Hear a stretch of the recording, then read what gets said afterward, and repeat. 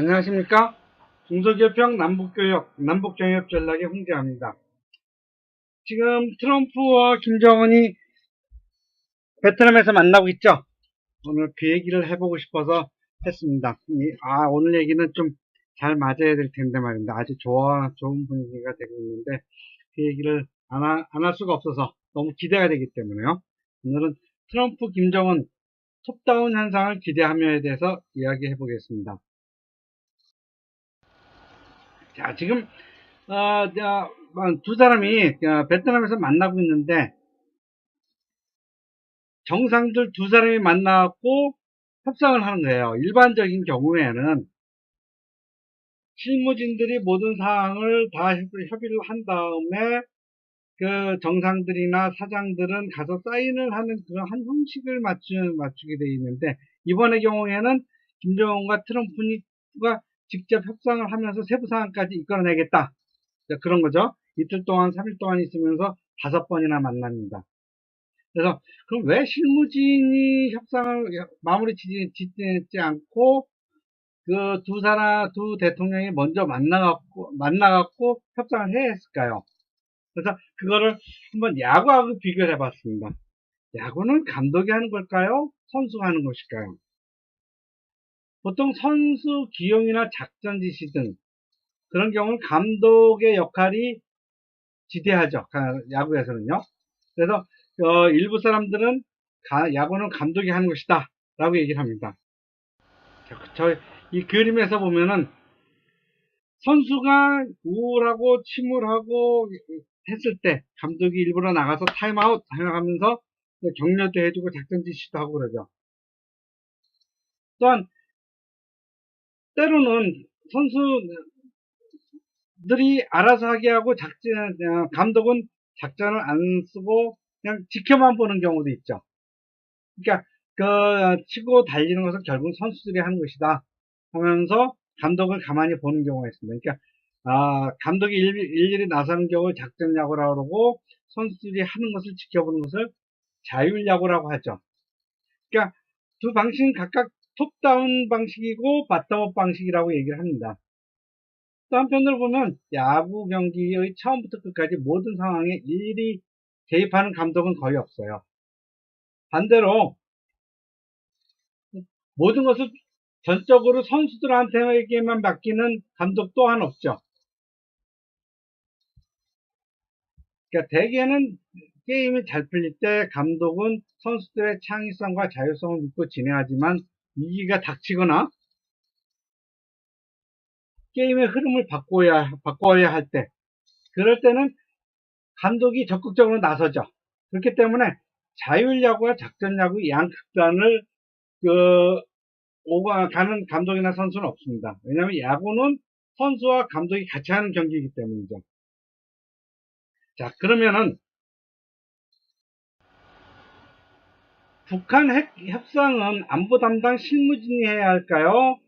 아니면 문재인, 트럼프, 김정은 같은 각국의 정상들이 해야 될까요? 이제는 그동안 폼페이오하고 김영철이 여러 번 만났습니다. 그전에도 실무진이 많이 만났죠. 그런데 그럼에도 불구하고 구체적인 협상은 아직 협의를 못 이뤘습니다. 그러니까 이제는 대통령들이 나서야 할 때라고 봅니다. 야구로 본다면은 지지부진한 게임의 흐름을 바꿔야 할 때이죠. 이미 세 나라는 1950년대부터 6.25 전쟁이 끝나기 전부터 지금까지 2019년 현재까지 평화를 위한 협상을 수없이 해왔습니다. 하지만 변화는 거의 없었죠. 여전히 남북한이 세계에서 가장 강력한 군대 100만 명이, 그것도 최첨단의 무기를 가지고 대치하는 상황이 여전히 변함이 없었어요. 거기다 이제 핵무기까지 나왔습니다. 이제 더 이상 실무진에 맡겨놓고 해서는 진전이 있을 거라는 보장이 없습니다. 지난 70년 동안 없었는데 앞으로도 또 있다고 어떻게 보장을 합니까? 물론 이제 이렇게 대통령이 나선다고 해서 모든 것을 일거에 다 바꿀 수는 없을 거라는 말도 있습니다. 그러니까 한국이나 미국처럼 어느 정도 그 민주적인 절차가 공고하게 갖춰진 나라에서는 대통령이 독재적으로 밀어붙일 수는 없죠. 하지만 그런 힘들이 역시 또 이 사람들한테 주어져 있습니다. 그러니까 지금까지 세부적인 과정을 보면은 미국과 북한, 남한과 북한, 남한과 미국 간의 그러한 협상들은 굉장히 많았어요. 그런데 이렇게 수없이 많았던 오랫동안 앉아갖고 북한의 무기 이제 전쟁 그만하자 평화를 하자 그런 얘기를 많이 했습니다. 심지어는 6명이도 모여보고 4명이도 모여보고 2명이도 모여보고 그런데 이젠 무기와 전쟁을 그만두자 그러려면 판을 흔들어야 됩니다. 판을 이제까지 해왔던 것 그런 것 말고 또 다른 협상을 해야 돼요. 무기를 없애고 또 전쟁을 그만두고 한반도에 평화가 오기 위해서는 새로운 협상을 해야 돼요. 그런데 우리에게 다행인 일이 있습니다. 바로 트럼프 대통령이에요. 만약에 미국의 대통령이 지금 우유부단하고 느긋한 성격의 대통령이었다면 지금처럼 서두르지 않았을 거예요. 또 미국에서는 남한이나 북한처럼 서두를 일이 별로 없어요. 물론 뭐 미국의 정치적인 상황 때문에 뭐 서둘러야 된다고 하지만은 사실은 미국에서 보면은 한반도는 어떻게 보면은 상수가 아니죠. 어떤 변수예요. 그 때문에 지금 이 시점에서 트럼프 대통령이 서둘러 주는 것은 어떻게 보면 다행인 것이죠. 트럼프 대통령이 빨리 하자. 빨리 하자. 막 서두르자 해주는 게 어떻게 보면 남북한으로서는 고마운 겁니다. 좀 더 세게, 더 세게, 더 빨리 밀어붙여 줬으면 하는 마음이죠.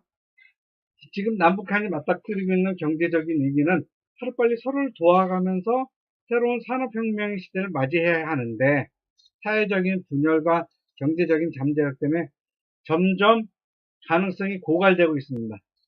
그러니까 이제는 과거같이 만나갖고 얘기하고 우리 한번 회의했어 그렇게 가는 것보다는 새로운 방식 트럼프 대통령처럼 빨리빨리 해가면서 탑다운 방식으로 자 일단 위에서 큰 거 시험 합의하고 그리고서는 나머지 것들은 순서를 중요도를 놓고 차차 해결하자. 일단 중요한 것부터 해결하고 그 다음에 서로 급한 것부터 해결하자. 이러한 방식이 필요한 것이죠. 그동안 실무진들이 합의에 이루어지지 못한 것들은 수많은 조항들을 서로 조화시키면서 양측의 불만과 조건들을 맞춰야 되는 모순들이 있었기 때문에요. 그런데 바텀업 방식은 자 우리가 해야 될 것이 무엇이지? 그 100개야? 그럼 우리 하나하나씩 따져보자. 차근차근. 그리고 꼼꼼하게. 왜? 하나라도 잘못하면 우리가 손해볼 수가 있어. 그러다 보니까 세워라, 메워라 하고 70년이 갔느냐, 80년이 갔느냐, 지금 이렇게 된 것이죠. 그런데 우리의 구세주죠. 지금 남북한 상황에서는 트럼프 대통령이 서두르는 거야. 빨리빨리. 야, 해버리자. 이렇게. 북한에서 핵무기 있는데 자꾸 이러면 안 돼. 빨리빨리 서두르고 그래 세계 평화 오고 남북한의 평화가 오고 미국에도 위협 요소 하나씩 줄어들어. 물론 중간중간에 빈틈이 있겠지. 그건 나중에 차차 메꿔 가자. 이런 방식이죠. 그러니까 현재 우리 상황이 위기가 아니라면은 이렇게 바텀업 방식으로 차츰하면서 세워라 내워라 하는 식으로 협상을 지지부진하게 이끌어도 됩니다. 그러나 지금 우리는 모두 우리 남한이나 북한이나 위기 상황이라는 걸 알고 있어요. 이 상황이라는 걸 알고 있어요. 기업경영에서도 M&A 같은 전략적 결정은 늘 사장이 결정을 내리고 강력하게 추진하는 탑다운 방식이지 담당자에게 세부 사항과 추진 계획을 세우고 정해진 시간표에 따라 실행하는 바텀업 방식이 아닙니다. 북한 핵에 관한 세부적인 사항들은 이미 남북한이나 미국도 다 알고 있어요. 그만큼 오래된 사안이고 수많은 사람들이 검토하고 연구 발표한 사안들입니다. 트럼프와 김정은이 정권을 잡은 이후에도 양측의 실무진들이 검토하지 않은 사항이 없어요. 근데 왜 이제까지 합의를 하지 않느냐? 자, 핵을 누가 먼저 없애느냐? 제재를 누가 먼저 없애느냐? 서로 못 믿기 때문이에요. 네가 핵을 없애는 먼저 완전하게 없애면 내가 경제 제재를 풀어줄게. 또는 네가 경제 제재를 풀면 내가 핵을 완전하게 없앨게. 이런 것이죠. 트럼프와 김정은이 정권을 잡은 이후에도 양측의 실무진들이 검토하지 않은 사항이 없습니다. 이제는 그 사안들이 상충하는 것들에 대한 중요도와 우선순위를 정하는 일만 남았어요. 그 일은 한반도와 미국의 관계는 물론 동북아시아 전체의 장기적인 문제이기도 하죠. 그 결정은 이제는 담당자들이 할 수가 없어요. 왜? 그들은 다 알아요. 뭐가 문제인지. 그러니까 담당자들이 해결하는 게 아니라 대통령만들만이 할 수 있는 거예요. 담당자들이 능력이 부족해서가 아니죠. 그런 결정을 할 수 있는 권한은 최고 정상에게만 주어진 것이기 때문이죠.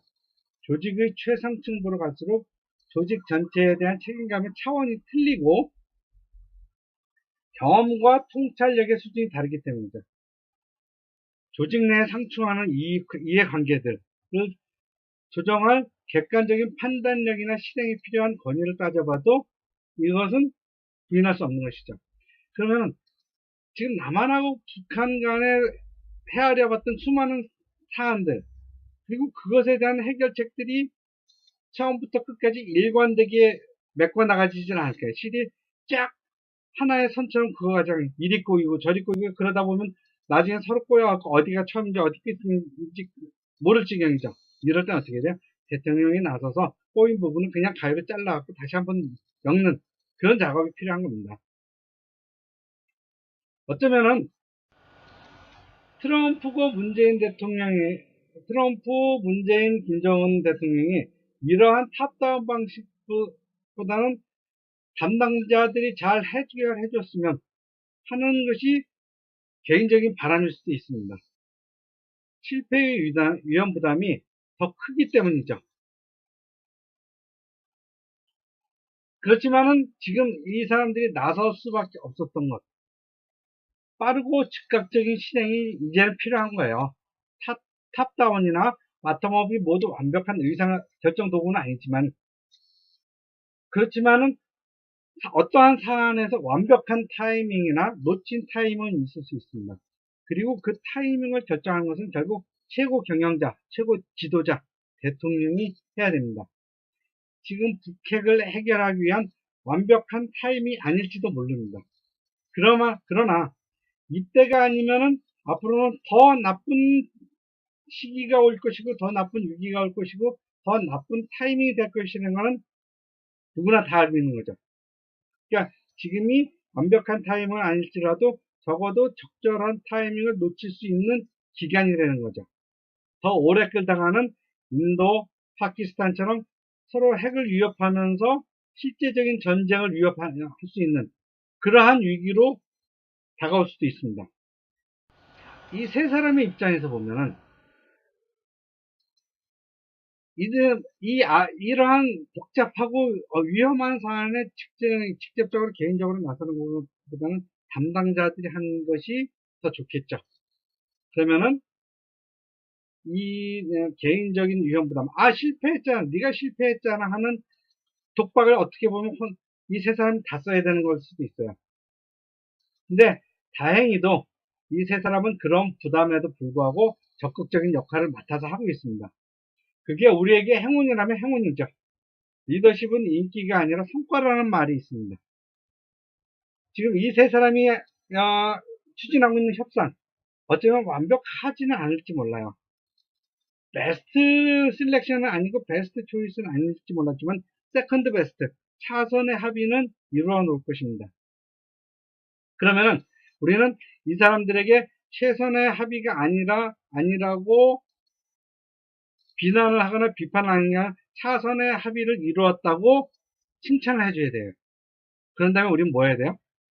이 사람들이 이루어 놓은 성과를 가지고 이것에 어떻게 우리가 숟가락을 놓을 것이냐, 이것으로 어떻게 우리가 밥술이라도 뜨느냐, 더 좋은 밥을 먹는, 이 밥에 고기밥을 먹을 수 있느냐, 빨리 숟가락을 얹어야 되죠.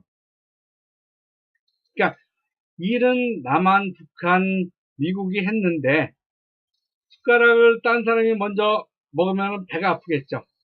그러니까 빨리 이 사람들이 협상해서 세컨드 베스트라도 한 다음에 했다. 그럼 우리는 빨리 박수 치고 나서 숟가락 얹을 방법을 고민해야 됩니다. 그리고 그 고민을 빨리 하고 구체적으로 할수록 좋죠. 저는 그 고민을 많이 했습니다. 그리고 그 방법에 대해서 지금 3월달 중에 3월 초 중에 그 책이 나옵니다. 어떻게? 북한하고의 거래는 아주 특별한 무역이라는 거죠. 평범한 무역은 아니에요. 전 세계에서 마지막으로 남은 비정상 국가와 하는, 그렇지만은 우리와 한민족이고 한 언어를 쓰는 문화적인 차이가 별로 없는 그러한 아주 독특하면서도 희망적인 파트너죠. 그 파트너와 어떻게 무역을 하는가에 관한 책이 나옵니다. 최상의 교역 파트너, 북한과 비즈니스하기. 많은 기대해 주시기 바랍니다. 좋아요, 구독, 감사합니다.